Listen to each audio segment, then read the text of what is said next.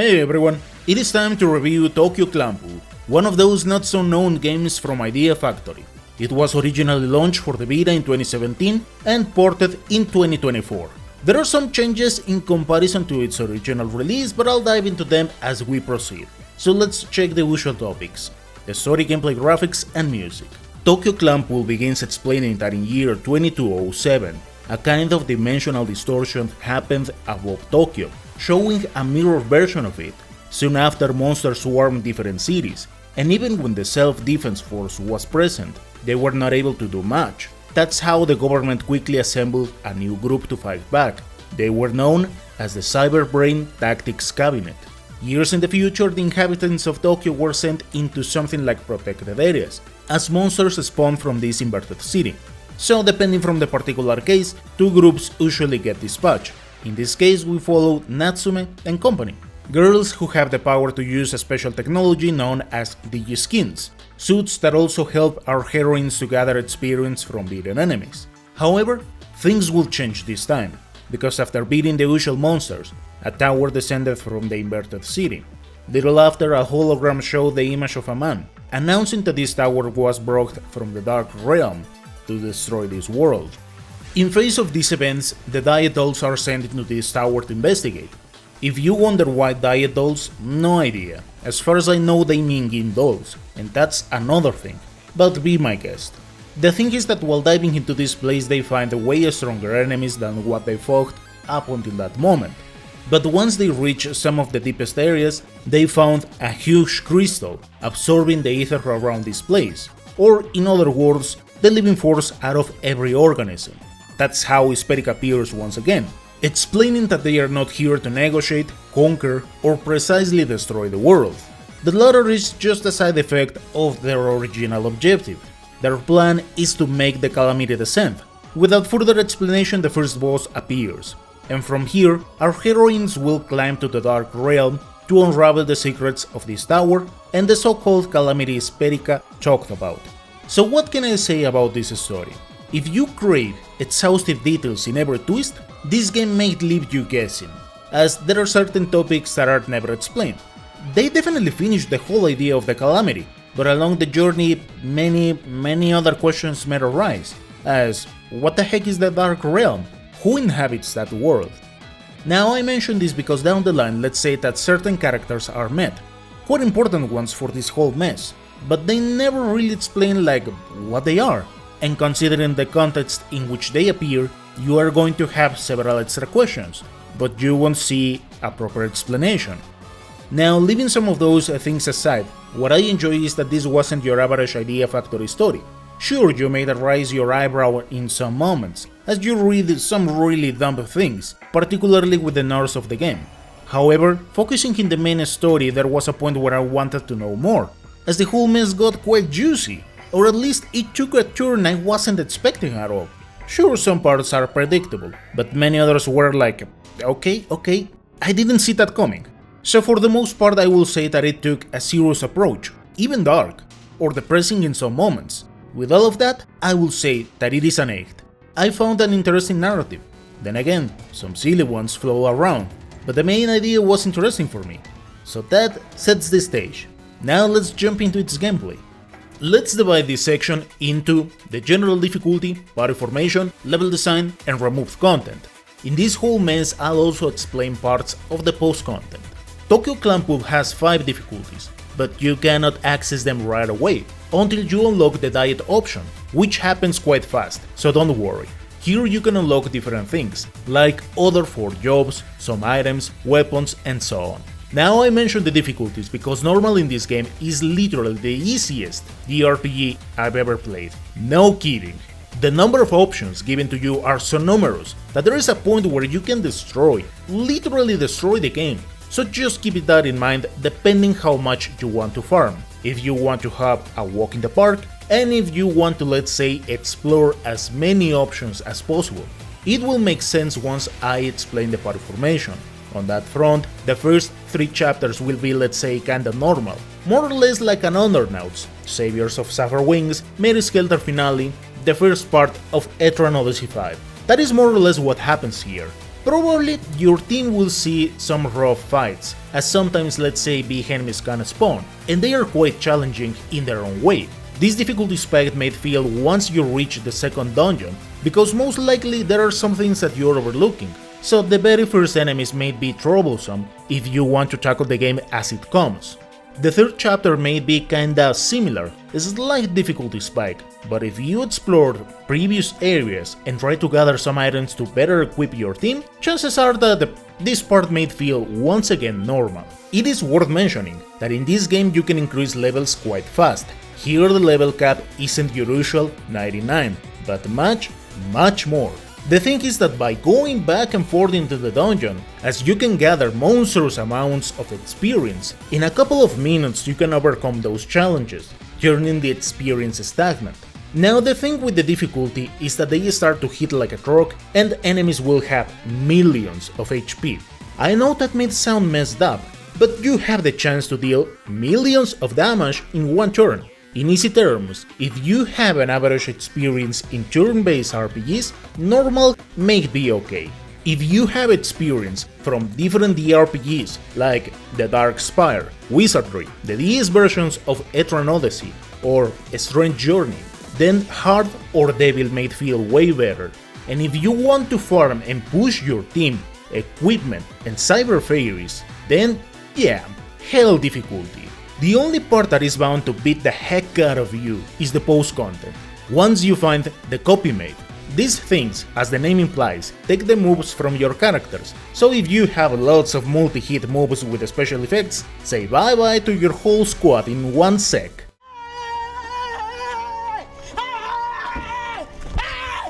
Why are you running? Why are you running?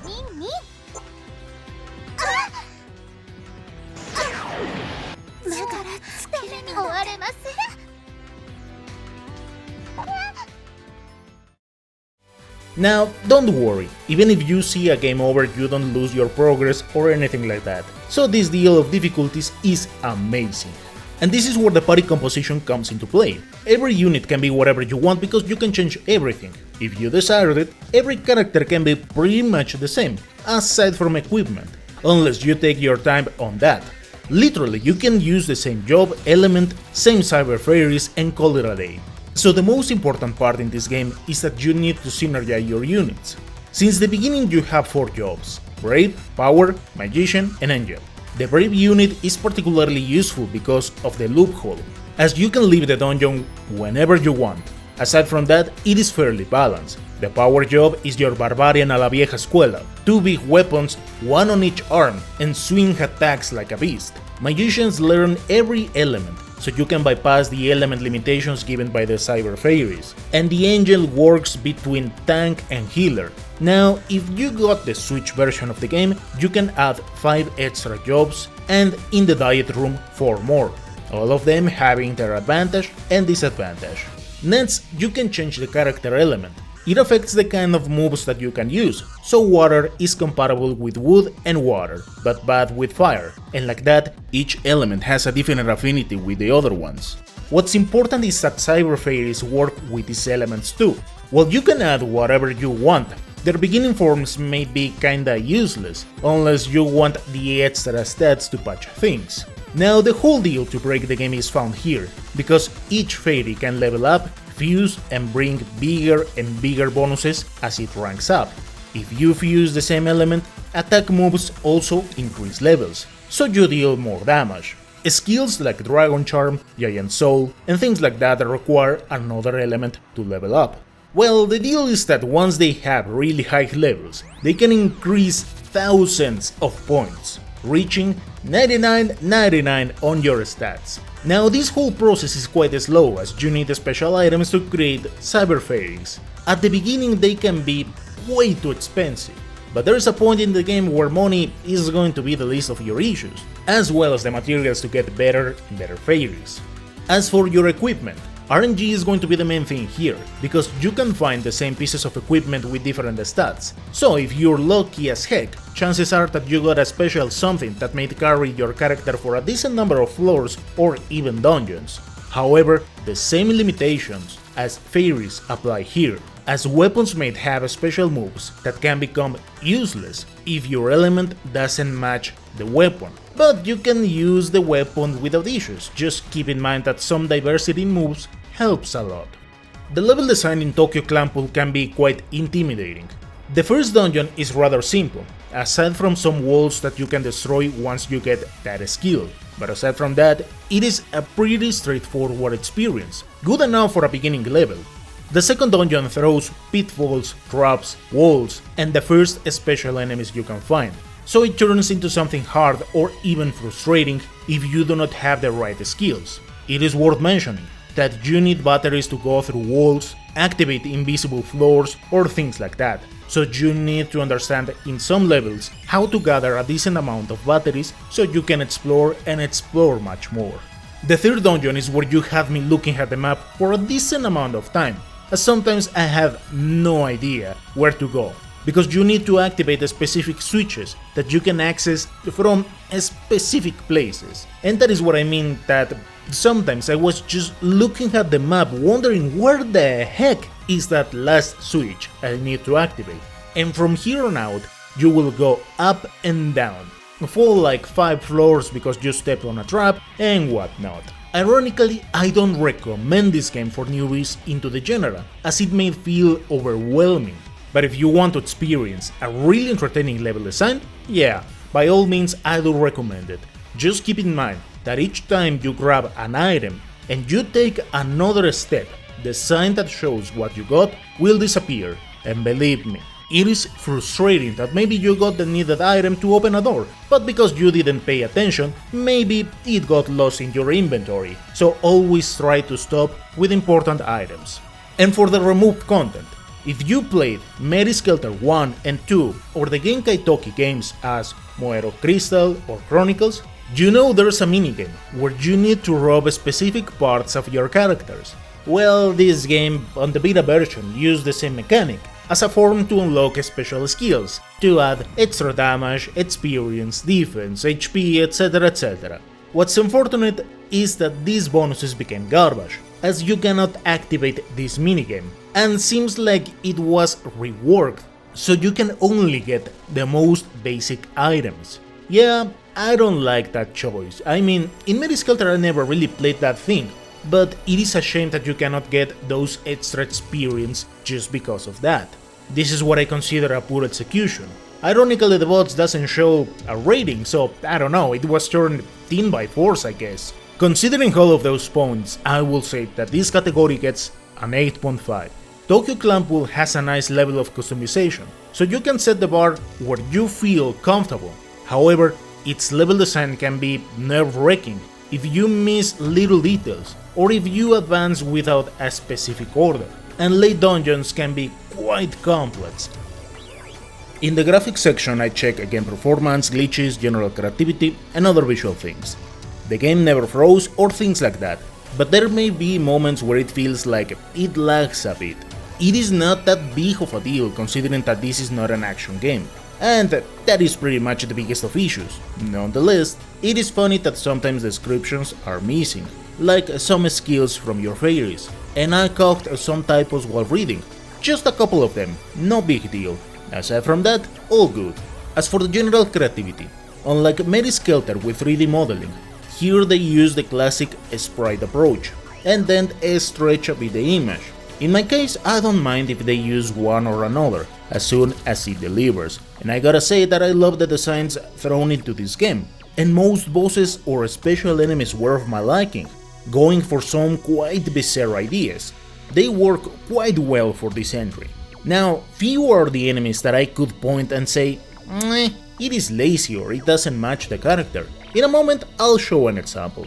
And what I found cool is that they sent into Dragonstar Varnir the first, let's say, boss you fight here, which is a detail I really liked. Now, the thing that doesn't work for me is about repainting enemies, as it can be tiring because you will see the same mobs a good number of times throughout different dungeons.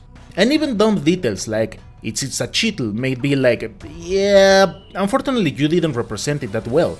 I'll let pass that Quetzalcoatl, but Itzy is a freaking stingray, not a kind of worm. Unfortunately, these kinds of things diminish the experience at some degree. Of course, if you know those names. And the deal is that they use plenty of those references.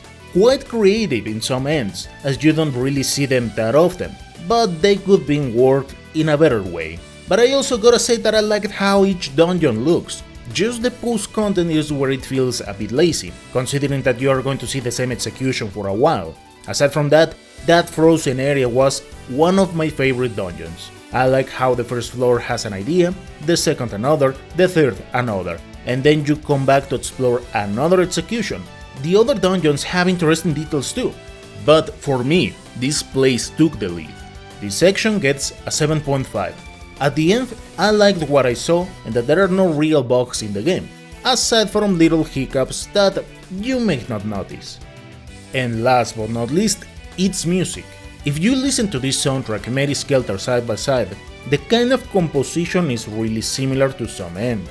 The one that could fit without any issue is Blue Crusaders, as the other combat themes jump into electronic compositions, rather than rock, but they work quite well for the game setting, as it gives a feeling of something more technological, in comparison to a fantasy setting. On that front, I will say that Black Rhapsody, Hyper Solution, and Insanity Magma were of my liking. While the general composition is quite short, looping after 1 minute and 30 seconds, they go quite well as if they match with the sprite's movement, and that gives a nice ambience while fighting. However, that Black Rhapsody transition while looping could be delivered in a better way, as it breaks the flow it had. Whatever the case, dungeons do not get behind. I will say that since the beginning, Tokyo Clanpool gives a clear idea of where it is pointing to, and they don't disappoint. A few are the compositions that I will say, okay. Ironically, the second and third dungeon are the ones that I didn't enjoy that much. Aside from that, I will say that the game retakes that nice direction. Probably the fourth dungeon may be a bit weird, but I like that it was more like unsettling in a sense. It definitely does the trick. As for the general sounds of the game, I will let you decide. If you've ever played Mary Skelter Nightmares, chances are that you know what happens when you use a paladin to tank nasty attacks left and right, particularly at the last stretch of the game. Okay, if you know what I'm talking about, then decide if you wanna play with headphones or speakers, simple as that. Aside from that, for those who care, I will say that the general sounds and voice acting were of my liking. They are quite lively. Considering all of these details, an 8 in this category is good enough. Tokyo Clanpool final score is an 8. It is not a game that I can recommend to newbies into the genre, but aside from that, it was a good experience. However, keep in mind the thing that I explained about the difficulty. If properly set, chances are that you are going to enjoy this game much more. Otherwise, it may fall into press attack and move on, or an endless grindfest, combined with some complex dungeons, and it may turn into a stagnant experience. Thank you so much for watching, and I'll see you next time.